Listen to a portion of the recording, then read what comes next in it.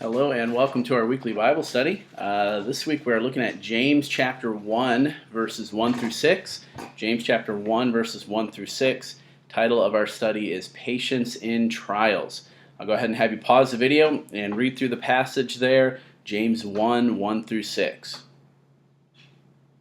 Alright, got it?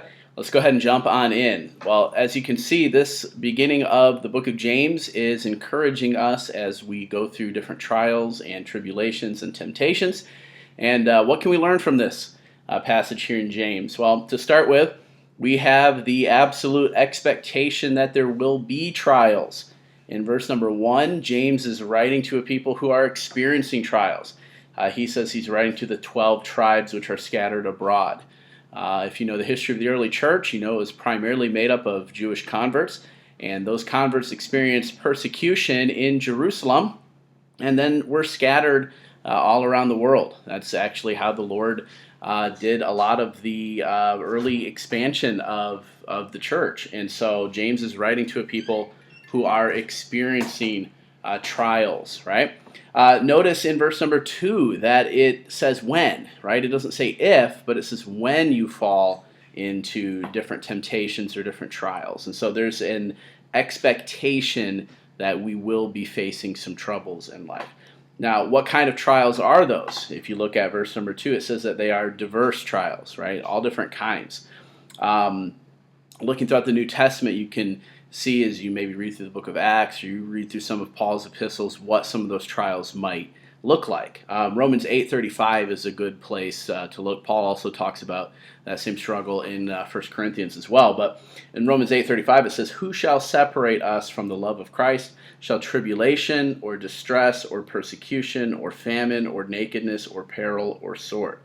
So that kind of covers a large range of different sorts of trials, whether they're trials that come from persecution or there are things that kind of naturally are occurring as we live our lives, right? Physical difficulties and physical trials. So we have the expectation of trials, but then we have this unusual command in verse number 2 where it says that we are to count those trials a joy. And that doesn't seem to square, right? How can a trial, something hard, something difficult, something destructive, how can that be counted as a joy, right? Well, as we continue on in this passage, we can see that those trials can actually do a work in our lives, right? Although we experience them as negative, and sometimes it's really hard to find any positive in those trials, we can see that they're doing a work in our lives according to verses 3 and 4, right?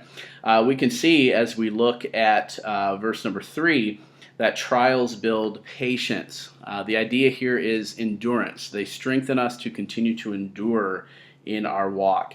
They build endurance in our lives to continue to follow Jesus. And that's going to be necessary because, as we see in verse number 4, this is part of our work to be a complete disciple or complete follower of Jesus. It says in verse 4 that endurance or patience will have her perfect work, that we can be perfect and entire, wanting nothing.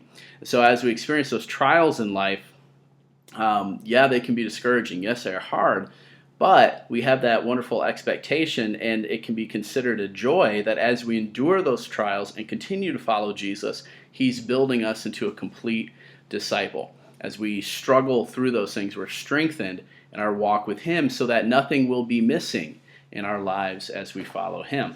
And so trials can be considered joyful in the sense that we know God is using them in our lives to build something good in us. And then lastly, we can see here that we don't do this alone, right? Maybe that's one of the most difficult things of some trials is that no one else knows what we're experiencing. No one else can seem to understand. Of course, nobody knows exactly how we're feeling and processing and going through that. But we can see as we get to verses 4 and 5 that we have help in trials, right? So one of the problems with trials is that, or two problems with trials is that we have this idea of being worn down by the trials, right? And so James here talks about patience or endurance, or oftentimes the Bible talks about running and fainting, right? Being without strength, and trials can wear us down and bring us to the point where we have no strength to continue on, right? Trials are hard to endure. But you'll also notice here in this passage that James talks about not having the wisdom in trials that we need, right? Oftentimes as we go through trial, we don't know what the right choice is in that trial. We don't actually know how to handle it. We don't know what path to take or what choice we ought to make as we endure that persecution or that physical issue, whatever it might be.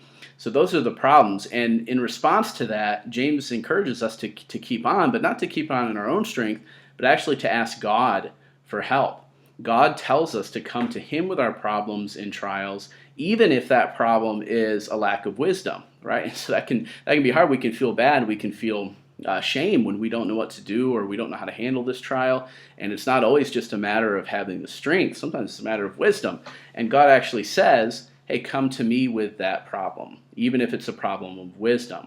And we have this wonderful promise here in James chapter 1 that God will listen and God will help. God not only has the power to act, but he also has the willingness to act on our behalf.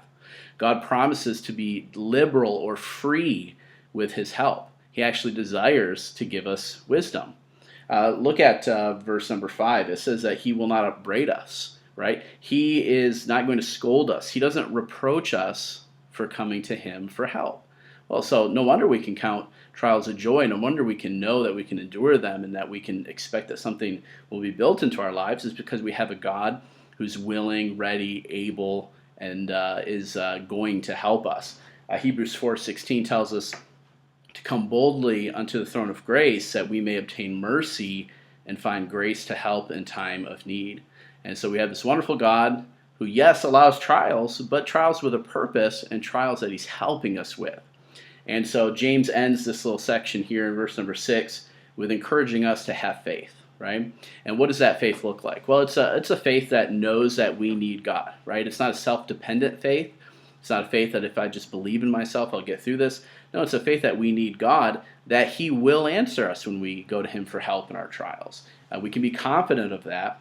And this faith that he is the answer, right? James encourages us not to waver or to go back and forth, but to have a trust in God that he is going to help us in our trials, and to ask for his help, to labor, to endure, but to have that wonderful expectation, that faith that he will build something in our lives. Well, I hope that encourages you. Have some discussion questions in the comments, and looking forward to see what God is going to do as he uses this passage in our lives. If there's some way that we can encourage you or pray for you, some trials that you're going through, leave them in the comments or send us a message.